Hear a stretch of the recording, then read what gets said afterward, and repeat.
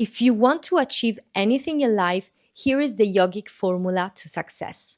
S plus V must be greater than R. If you didn't see my previous video explaining exactly what every single letter means, then go and check it out and come back here. So now that you know what is Sankalpa Shakti, what is Vayu, and what is resistance, let's go into the first question. How do I strengthen Sankalpa Shakti in my life in order to increase my willpower to achieve my goals? In yoga, we strengthen it through consistent practice, what we call sadhana, repeated for a specific numbers of days. Traditionally, we don't go less than 40 days because it takes that long to rewire the mind and the energy. So every time you complete a sadhana, you prove yourself that you can. You strengthen the neural and energetic pattern of reliability. But every time you say you do something and then you don't, then you weaken it. You tell your system that you cannot trust yourself.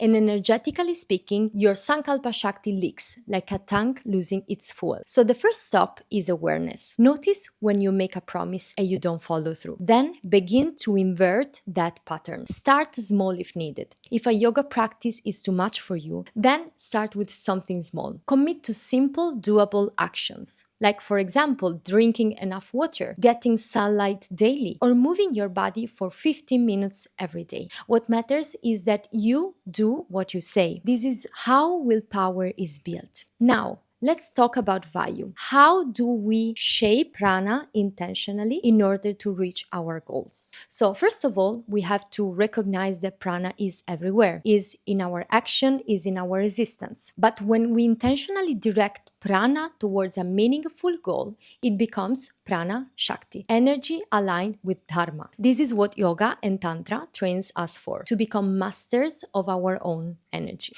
Each practice should recharge and refine your prana, not deplete it. So the next time you jump on your mat, ask yourself, is my yoga practice intentional? Am I aware of which energy I'm cultivating through this practice? If not, and you don't know even where to start with, then DM me and we can have a chat about that. And last but not least, all this is useless if your goal is not aligned to your dharma. In that case, you'll burn out because you'll be running on personal will instead of the infinite current of universal energy. But how to align your goals with your dharma? A very useful thing is meditation and self-inquiry. Anchor yourself to your higher self and your actions will naturally flow from truth. If you want to learn more about how to achieve greatness in life with your yoga practice, make sure to follow my profile to get more of this content.